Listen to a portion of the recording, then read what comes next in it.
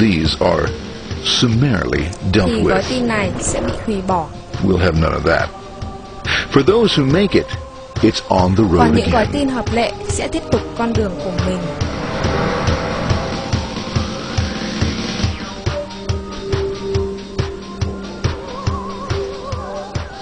Next up, Tiếp the theo sẽ firewall. nói về tường lửa.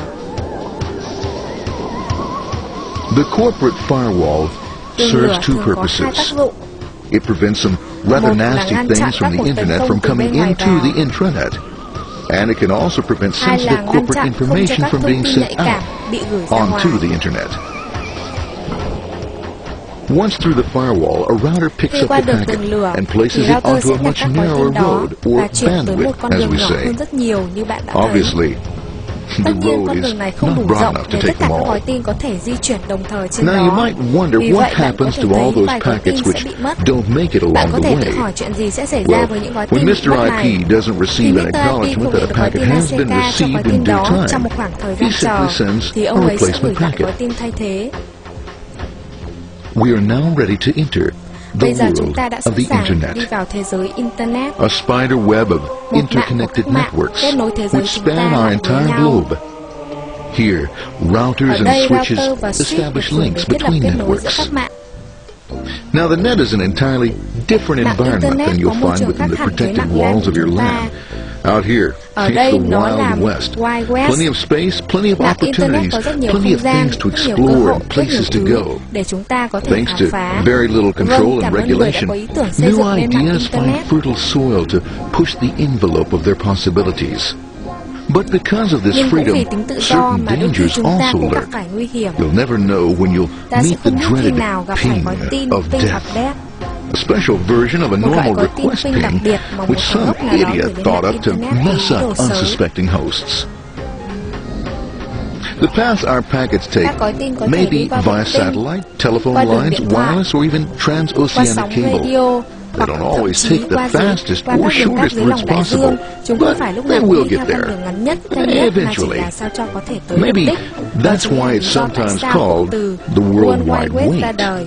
But when everything is Nhưng working khi mọi thứ smoothly, hoạt động suôn you sẻ, can thì ta circumvent có the thể lướt globe web 5 Google times với một over cái giá at rẻ the hơn rất drop nhiều of a so với hat, giá gọi điện thoại một literally, hạt. and all for the cost of a local call or less. Near the end of our destination, Khi gần we'll tới đích, find ta sẽ gặp another một bức tường firewall. lửa thứ hai. Depending upon your perspective as a data Tường lửa packet, có thể coi như the một pháo đài firewall bảo could be a mật bastion of hay là sự security khiếp đảm của or kẻ a xấu. dreaded adversary. It all Điều này depends thì on còn phải which tùy side thuộc vào you're bạn on là and nhà what bảo your mật hay intentions là nhà are. hacker. The firewall is designed to let Tường lửa được in thiết only kế để those chỉ cho packets phép that meet its những gói tin criteria. hợp lệ đi qua. This firewall Ví is dụ ở operating đây, on ports tường 80 lửa chỉ mở and cổng 25. 80 và cổng 25. All attempts to enter through Và other vì vậy, ports mọi cố gắng đi vào are các cổng closed khác for sẽ bị chặn business. lại.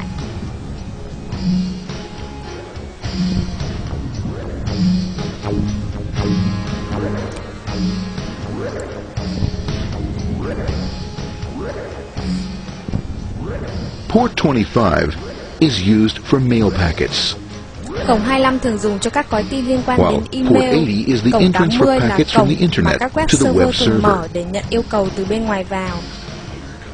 Inside the firewall, Bên trong tường packets lửa, are các gói screened tin more sẽ bị thoroughly. kiểm tra gắt gao hơn. Some packets make it easily through customs, while others look Nói just a chung là bit tường lửa dubious. không dễ để bị The lừa một firewall chút officer nào. is not easily fooled, such as when this ping Ví of dụ death như những packet gói tin ping of death sẽ bị hủy bỏ ngay tries to lập tức. disguise itself as a normal ping packet. It's okay, Nolan. It's okay.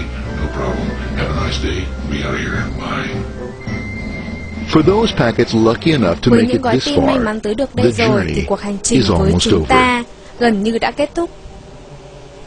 It's just a line up on the Bây giờ interface nó chỉ việc to đi be vào taken hàng up đợi của into web server. the web server.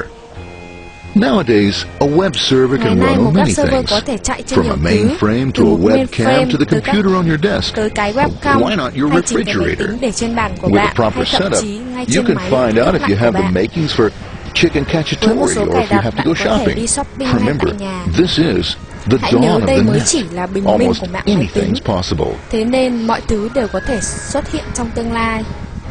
One by one, the packets are Từng bước received, các gói tin được opened, nhận, mở ra and unpacked. rồi lấy dữ liệu.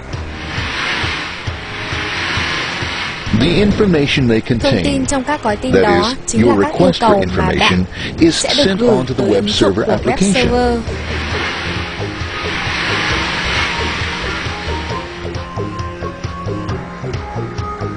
The packet itself Các is hộp đựng gói recycled, tin này sẽ được tái sử dụng ready to be used và again, đủ đầy thông tin mà and bạn filled đã yêu cầu, with your requested information. lại được dán nhãn, Addressed and sent out on its way rồi back to gửi lại you. cho bạn Back past the firewall, qua tường routers, lửa, and on router, through to the internet. vào mạng Internet, Back through your corporate firewall, rồi lại qua tường lửa của bạn, and onto your đến các interface, mạng của bạn. ready to supply your Và web lúc này browser trình duyệt web with của the bạn đã có information những you thông tin requested. cần thiết mà nó cần. That is, Vâng, this một film. kết thúc có hậu. Đến đây là hết đoạn phim này. Cảm ơn bạn Việt Hưng vì đã dịch cho Pleased tớ with their một số đoạn efforts hóc búa. and Cảm ơn các trusting bạn the đã better chú ý lắng world, nghe. Chúc các bạn our luôn thi tốt. trusty data packets ride off blissfully into the sunset of another day, knowing fully they have served their masters well. Now isn't that a happy ending?